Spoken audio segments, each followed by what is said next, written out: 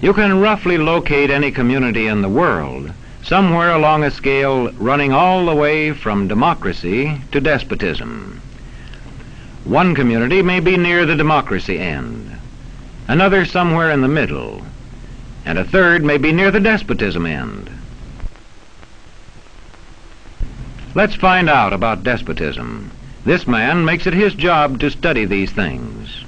Well, for one thing, avoid the comfortable idea that the mere form of government can of itself safeguard a nation against despotism. Germany, under President Hindenburg, was a republic. And yet in this republic, an aggressive despotism took root and flourished under Adolf Hitler. When a competent observer looks for signs of despotism in a community, he looks beyond fine words and noble phrases. For which it stands, one nation, indivisible, with liberty and justice for all. Many observers have found that two workable yardsticks help in discovering how near a community is to despotism: the respect scale and the power scale. A careful observer can use a respect scale to find how many citizens get an even break. As a community moves towards despotism, respect is restricted to fewer people.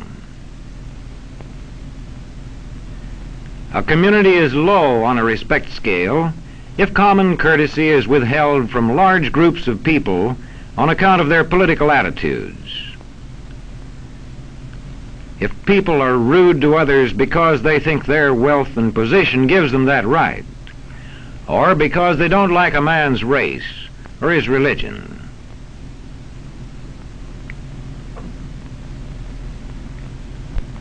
Equal opportunity for all citizens to develop useful skills is one basis for rating a community on a respect scale. The opportunity to develop useful skills is important, but not enough. The equally important opportunity to put skills to use is a further test on a respect scale.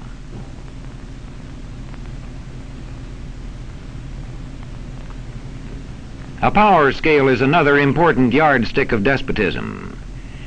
It gauges the citizens' share in making the community's decisions. Communities which concentrate decision-making in a few hands rate low on a power scale and are moving towards despotism. Like France under the Bourbon kings, one of whom said, "The state, I am the state." Today, democracy can ebb away in communities whose citizens allow power to become concentrated in the hands of bosses. What I say goes, see? I'm the law around here. The test of despotic power is that it can disregard the will of the people. It rules without the consent of the governed. Look beyond the legal formalities of an election in measuring a community on the power scale to see if the ballot is really free. If the citizens can vote only the way they're told, a community approaches despotism. When legislatures become ceremonial assemblies only and have no real control over lawmaking, their community rates low on a power scale.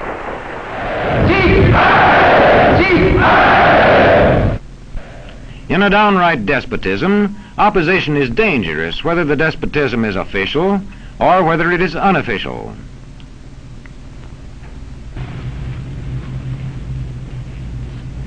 The spread of respect and power in a community is influenced by certain conditions, which many observers measure by means of the economic distribution and information scales. If a community's economic distribution becomes slanted, its middle-income groups grow smaller, and despotism stands a better chance to gain a foothold. Where land is privately owned, one sign of a poorly balanced economy is the concentration of land ownership in the hands of a very small number of people. When farmers lose their farms, they lose their independence. This one can stay on, but not as his own boss anymore. To the extent that this condition exists throughout a nation, the likelihood of despotism is increased. In communities which depend almost entirely on a single industry, such as a factory or mine, maintaining economic balance is a challenging problem.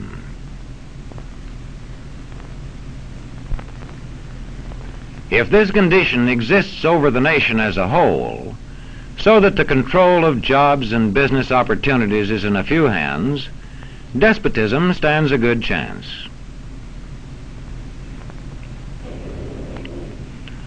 Another sign of a poorly balanced economy is a taxation system that presses heaviest on those least able to pay.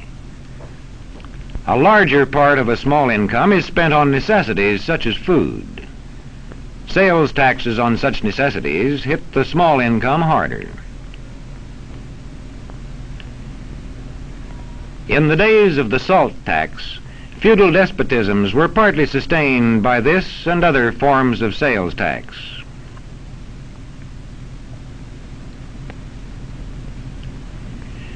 A community rates low on an information scale when the press, radio, and other channels of communication are controlled by only a few people, and when citizens have to accept what they're told.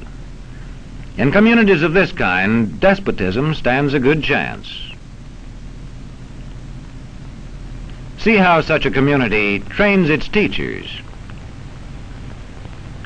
Bear this in mind. Young people cannot be trusted to form their own opinions. This business about open-mindedness is nonsense. It's a waste of time trying to teach students to think for themselves. It's our job to tell them. And when teachers put such training into practice, despotism stands a good chance. These children are being taught to accept uncritically whatever they're told. Questions are not encouraged. How can you ask such a question? Have you got a textbook? Yes, ma'am. Does it say here that our law courts are always just? Yes, ma'am. Then how dare you question the fact? Sit down. And so we aren't surprised when... But it must be true. I saw it in this book right here. And if books and newspapers and the radio are efficiently controlled, the people will read and accept exactly what the few in control want them to. Government censorship is one form of control.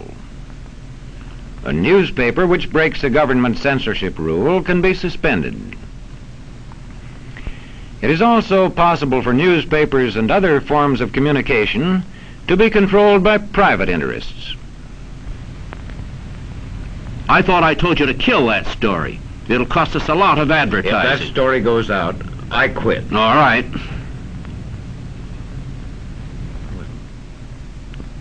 What sort of community do you live in? Where would you place it on a democracy-despotism scale? To find out, you can rate it on a respect scale and a power scale. And to find out what way it is likely to go in the future, you can rate it on economic distribution and information scales. The lower your community rates on economic distribution and information scales, the lower it is likely to rate on respect and power scales, and thus to approach despotism.